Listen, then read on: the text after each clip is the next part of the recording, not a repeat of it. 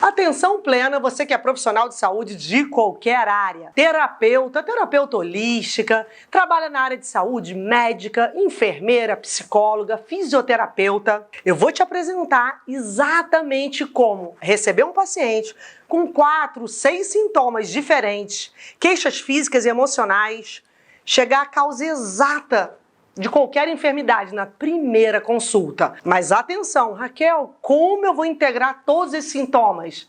Eu te convido agora para o meu evento gratuito e online, onde você vai conhecer a causa exata de qualquer enfermidade do planeta. Já na primeira consulta, vai ser a Semana de Ouro da Medicina Chinesa, começa no dia 30 de janeiro. Atenção! A metodologia exata, passo a passo, de acordo com as universidades da China. Coloque aí na sua agenda para você reservar 30 de janeiro, revolucionar a sua prática clínica e para sempre, nunca mais ter dúvidas sobre qualquer enfermidade crônica. Tá aqui, ó, link na descrição desse vídeo. Te aguardo no dia 30 de janeiro. Começando o ano com o primeiro Pergunte a Raquel. São perguntas muito interessantes que deixaram ontem nos stories, que até eu tenho vontade de saber. Podemos começar, Raquel? Podemos, vamos lá. Vamos lá. Então, a primeira delas foi da Sheila. A Sheila perguntou, depois de fechada a síndrome... Aliás, você colocou lá, qual é a dificuldade maior para fechar uma síndrome? Isso é importante falar. Eu deixei uma pergunta antes, vou fazer isso ao longo do ano para facilitar a vida aí de quem está trabalhando, tratando enfermidades crônicas. Então, eu foquei, olha, traga a sua dúvida relacionada a diagnóstico de doenças crônicas. Então, muito obrigada por ter respondido e ter trazido para a gente perguntas importantes. Senão, não faria sentido Pergunte a Raquel. Então, são terapeutas que estão a cada dia se dedicando mais e realmente são perguntas de extremo valor. Tá bom? Então, Cláudia, pode trazer a primeira? Posso, sim. A primeira foi da Sheila. Ela pergunta, depois de fechada a síndrome, como escolher os melhores pontos para o tratamento? Boa pergunta, né? Porque tem muito ponto. Tem que saber mesmo a função dos pontos, né? Eu acho que isso é número 1, né? Gostei. Número 1. Como é que você vai usar um ponto se você não sabe para que ele serve? Então vamos lá, Sheila, obrigada pela participação e pela pergunta. Vamos definir uma síndrome que eu vou deixar bem objetivo para o terapeuta que está acompanhando e seguindo as orientações. Você definiu uma síndrome, deficiência do baço, que gerou deficiência de sangue, tá? Então você está tratando aí uma mulher com depressão, queda de cabelo e dor de cabeça crônica, com insônia, quadro comum hoje na deficiência de sangue. Hemograma normal e esses sintomas todos presentes. Quando você define a síndrome, que é o mais importante de tudo, né? Sem chegar à causa, eu não consigo tratar. Na medicina chinesa, o diamante é a síndrome.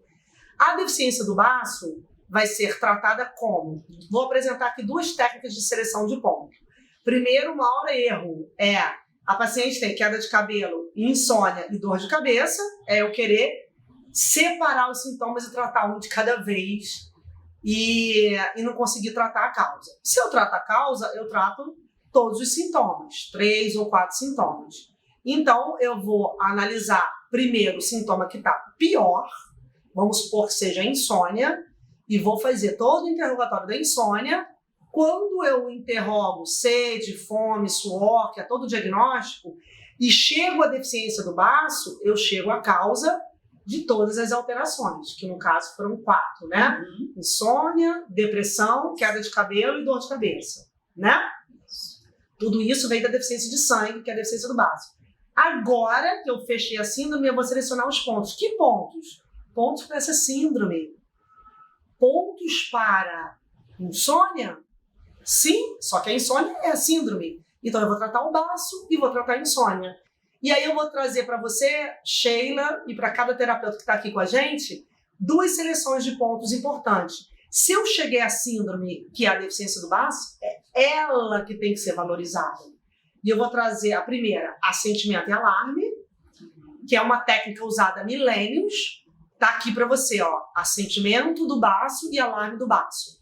Assentimento significa o ponto que tonifica diretamente o baço, combatendo as 4 enfermidades ou alterações. Bexiga, 20. está aqui entre a 11ª e a 12ª vértebra torácica, bilateral.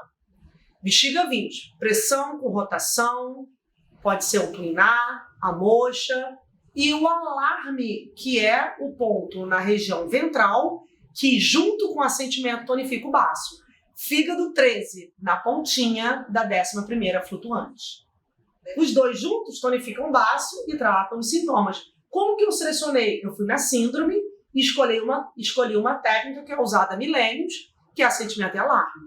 O que é alarme? É o órgão que vai, é o ponto que vai, selecionado na parte ventral, vai agir diretamente no órgão junto com o assentimento. E segunda técnica muito utilizada na antiguidade, Chu antigos. E aí eu vou botar aqui o baço pâncreas 3, que aí eu uso Chu antigo, mar do estômago é 36, é um fonte e um mar, são dois pontos que tonificam o baço e tratam a deficiência de sangue, junto com o assentimento e alarme. Então, como que eu selecionei? Fechei a síndrome e fui na regra da antiguidade, sem receitinha, sem cursinho de fim de semana, com um tratamento que é usado há milhares e milhares de anos, tá bom? Boa prática e tratando a causa, você trata as 4 enfermidades. Perfeito, perfeito. A segunda pergunta que eu escolhi aqui foi da Fátima. Tá. Ela falou que a maior dificuldade que ela tem na hora de fechar o diagnóstico é descobrir a síndrome. E fica confusa com tantas síndromes. E qual o órgão que desencadeou a síndrome? Boa pergunta, hein? E também se foi calor, se foi frio. Muito bom. Então, Fátima, obrigada pela participação. Vamos lá. Fátima, você vai ter que ir na cronologia dos sintomas. Primeiro, não significa que 100% das vezes os órgãos são afetados. Raquel, como saber se a doença está fora dos órgãos ou já afetaram os órgãos? Né? Quando não existe sintoma de órgão, a doença está na superfície. Por exemplo, fui caminhar com a Cláudia aqui na praia de Copacabana, pegamos um vento, fiquei um pouquinho resfriada, um pouquinho de torcicolo, espirrando, e a Cláudia ficou bem. Tem algum órgão afetado em mim? Não, porque eu não tenho diarreia, não tenho febre, não tenho nenhuma alteração crônica, apenas um resfriado do dia anterior, possivelmente por estar mais debilitada que ela, fui afetada. Esse é um sintoma que está no exterior, está nos canais, está tentando penetrar. Se eu tiver febre, diarreia, alguma alteração interna, entrou no órgão. Então, primeiro é definir se está na superfície ou no interior.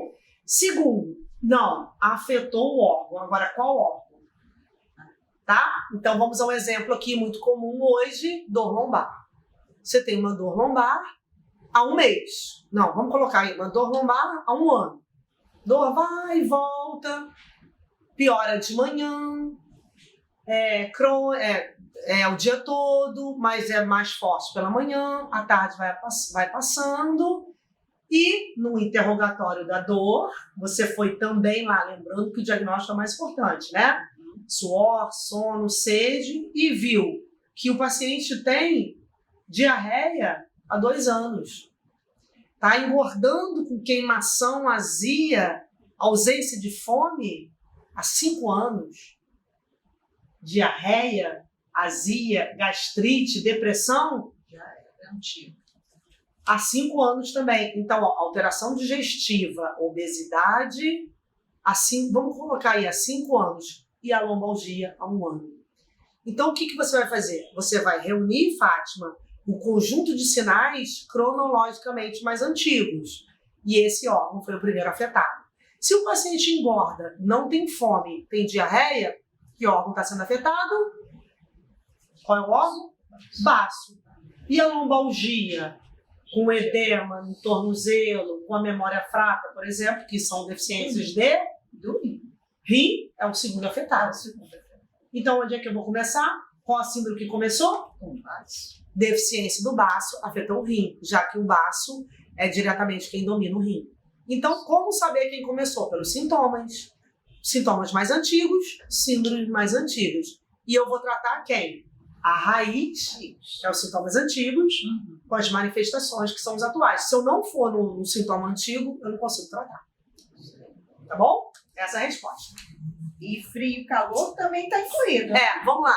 Quem está começando, o que é frio, o que é calor? Porque quem está começando vai falar frio é inverno, calor é verão, e não vai saber o que é frio e o que é calor. O frio e o calor são naturezas que são desenvolvidas dentro de nós. E tá tudo certo, não tem nada de errado. É muito bom ter calor, é muito bom ter frio, porque somos humanos e alternamos aí com essas duas manifestações. O problema é que o calor ele é produzido também dentro do órgão, e assim como o frio. Quando existe um frio além do natural no órgão, existe doença. Quando existe um calor além do natural, essa é boa, hein?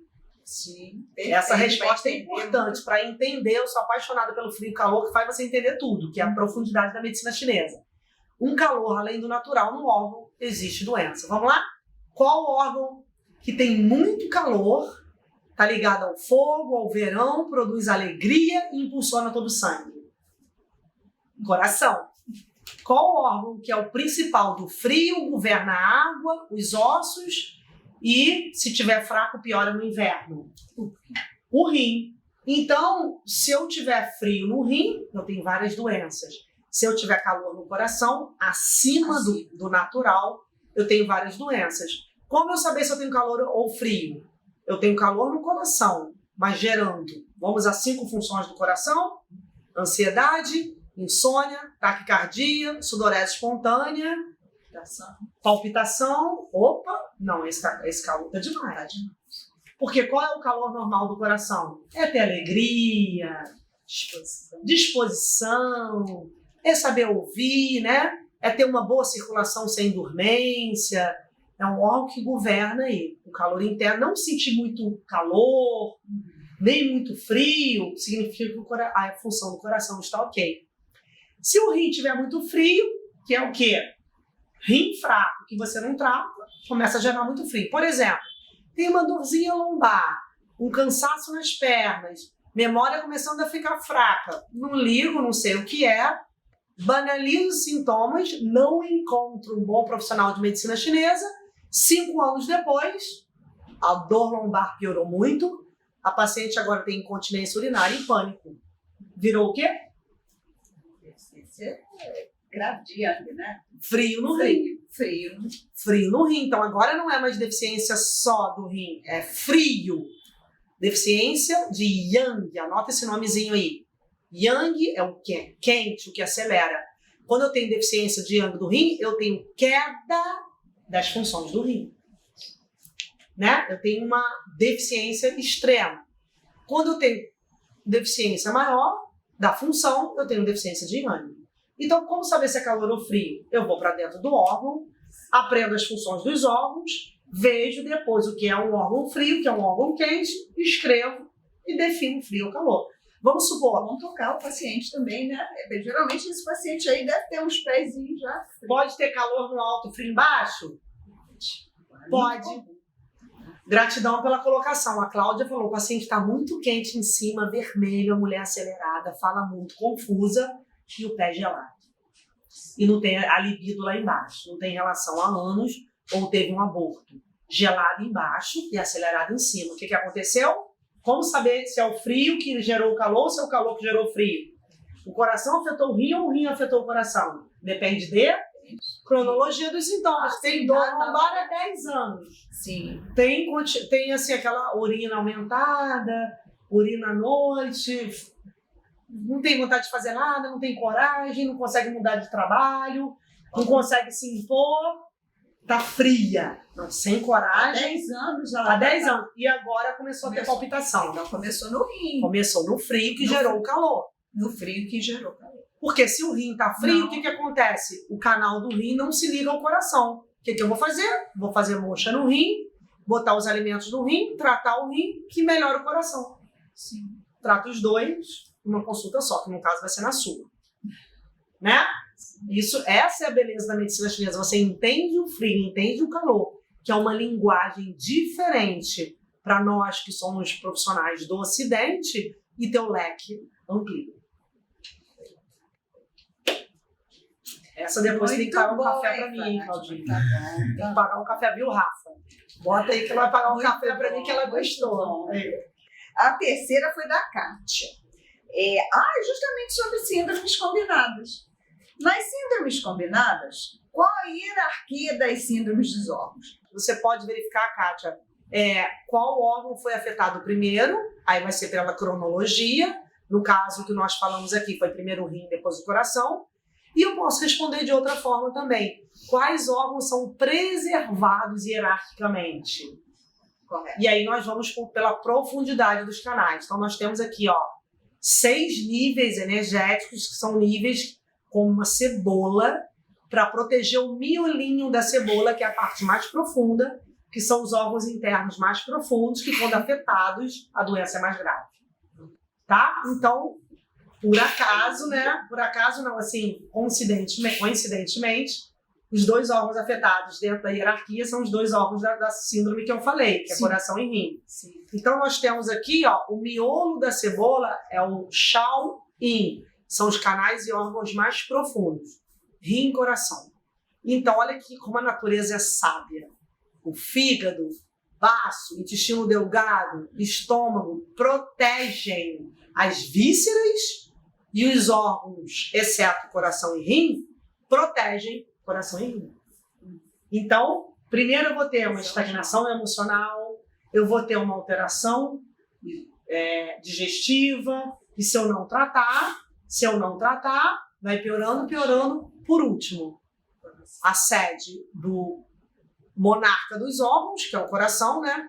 A sede do órgão, a sede do fogo, a sede da alegria do nosso espírito é afetada, que é o coração, ou o rim, que é a sede da longevidade, essência, não é isso?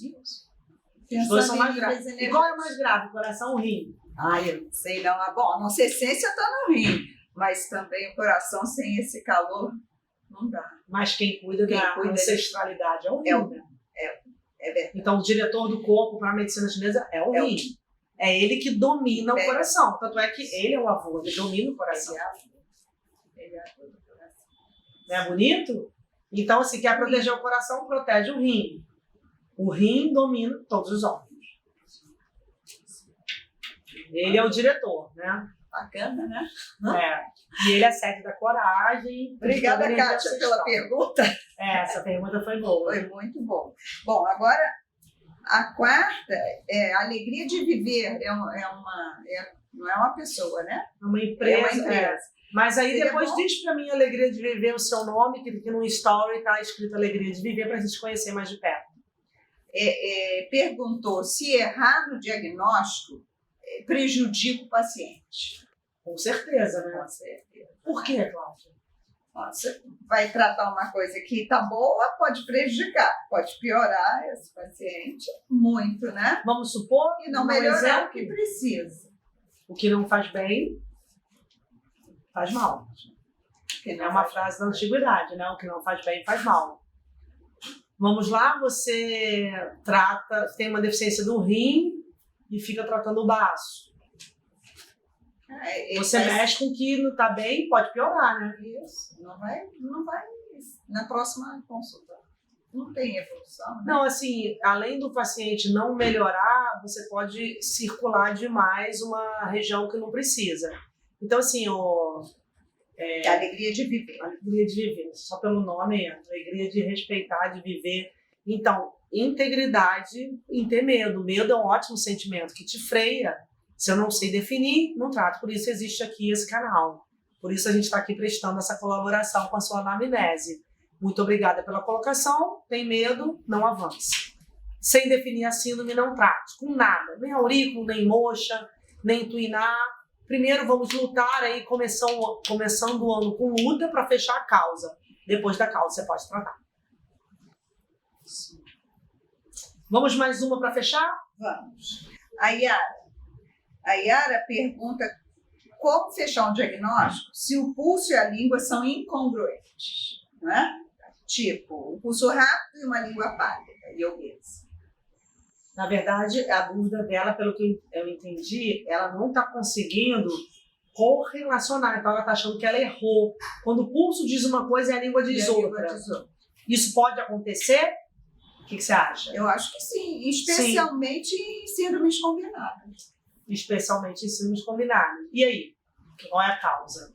Aí, quer que eu responda? Eu quero, porque você é mais certa. Então, assim, se a língua é pálida e o pulso é rápido, o que acontece? A síndrome não chegou na língua. Mas nesse caso aí, a síndrome pode ser uma deficiência de sangue. Então, não, mas sendo uma deficiência de sangue, a língua não tende a não ser obesa, ela tende a ser mais fina.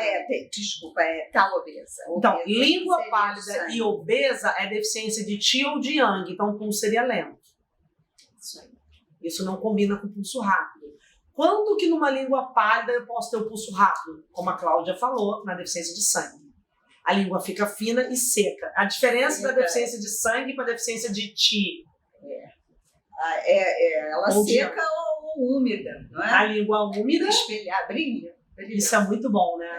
Porque você está em dúvida, a língua tira dúvida. Também ajuda bastante. Se a língua é úmida, é uma deficiência de Qi ou de Yang, porque tem líquidos ali. Se ela é seca, é deficiência de sangue, porque já diminuíram os líquidos. Porque antes de ter deficiência de sangue, tem deficiência de líquido. Tá? Isso é importante. Agora, a língua é obesa e pálida e o pulso é rápido, existe duas possibilidades. Se o pulso é rápido, ou é deficiência de sangue, apesar de ser deficiência de sangue, o pulso acelera. Muitas pessoas acham que a deficiência de sangue tem um pulso lento. Pode até ter, mas em geral ele tende a acelerar. E se o pulso acelera, a língua deveria ser seca e fina. Ou por deficiência de Yin. Deficiência de Yin, que é deficiência de frio, né? Que aí você tem um calor por deficiência. Calor por deficiência, perfeito. Então, dois quadros que o pulso acelera. Deficiência de sangue ou calor vazio, que é a deficiência de Yin. Todos dois dariam uma língua mais sequinha e mais pálida. Se for deficiência. Não, mas olha só, já ajuda um pouquinho. Ó. Se for pálida, pode estar indo mais para a deficiência de sangue, mas ainda não secou a língua. Certo? Se o pulso está rápido, o que faz uma língua ser vermelha? É a aceleração do sangue que vai para a língua. Então, você tem que ver o quê? Os outros sinais. Isso, com certeza. Os outros sinais. Então, Yara, né? Yara, língua obesa e pálida. Agora, a urina é escassa e amarela. A paciente tem insônia, tem sede, boca seca, isso tudo é calor. Então, insônia, urina amarela, agitação, ansiedade, é calor. A língua só não ficou vermelha ainda não chegou na língua. Só não chegou na língua. Agora, pulso rápido e sonolência, apatia, cansaço, memória fraca. Aí deficiência de sangue. Não. De sangue, claro.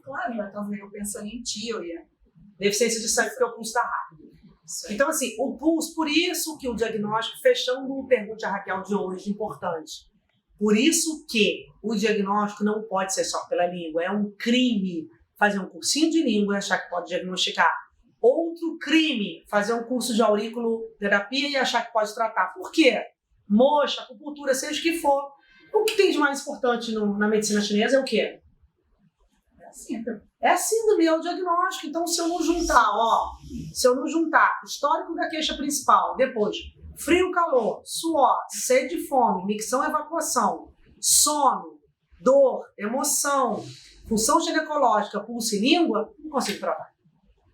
Porque eu posso ter um dizendo uma coisa, outro dizendo outra, eu tenho que associar, chegar à conclusão e fechar a síndrome. E a cronologia e os sintomas. Fechou? Muito boa. Começamos bem. Muito boas perguntas. Isso mostra que o pessoal está estudando, que você está acompanhando bem. É uma honra estar aqui colaborando já no comecinho do ano. E o mais importante, mais pacientes sendo beneficiados. Eu falei no início do ano, Cláudia, não sei se você concorda, que assim, o mais importante para começar o ano é olhar para a sombra. olhar para as nossas dificuldades e ter aqui suporte, porque crescer sozinho é muito difícil. A gente precisa de apoio. O que a gente está fazendo agora aqui é se apoiar e nós estamos nos apoiando aqui nesse canal. Então, faz sentido para você? Está mexendo com a sua sombra aí? e cada vez aprendendo mais, porque a gente está sempre evoluindo, né? Muito importante. Tem alguma dificuldade que você teve para deixar de mensagem final durante a sua trajetória aí para a faixa preta? Não, essas aqui são dificuldades que eu também tive, mas aí passei a ver muitas e muitas línguas, muito curso, muita avaliação, e seguindo os passos, não tem como errar, porque você vai a primeira, vai a segunda, aí no terceiro já fica fácil. E o que mais você errou? Assim, o que foi mais difícil para você acertar? Não escolher os pontos, não, porque eu estudava muito a função dos pontos. Eu acho que é juntar tudo mesmo, juntar, né? Juntar tudo no final para fechar. A gente tem que estar... Sede, fome, suor. Que às vezes até não bate, né? E aí, se não for na ordem, né? Eu acho que é igual abecedário. Se você não sabe o abecedário todo, você não constrói uma frase. Depois tem a poesia, tem a música. Então, quanto mais você conhece o português, melhor. Quanto mais tem uma história, conhece o português, aí você vai ser a poetisa ou vai ser o escritor. Então, a medicina chinesa tem que ter a fisiologia, entender as causas, pegar o diagnóstico, tocar a orquestra lá, que é o atendimento, né? Muito obrigada pela participação e começamos o ano bem. Obrigada pelas perguntas. E, por favor, comente aqui abaixo desse vídeo qual é a sua maior dificuldade, qual pergunta te ajudou mais, dentro aí dessa ordem, dessa capacidade de diagnosticar, qual o seu maior desafio para começar o ano de 2023, tá bom? Ótima prática, compartilhe esse vídeo agora para que outros terapeutas, outras pessoas tenham acesso a essas perguntas, às respostas e ao crescimento através da medicina chinesa, ok? Beijo grande, gratidão, Cláudia. Gratidão, excelente ano pra gente. Se Deus quiser, muito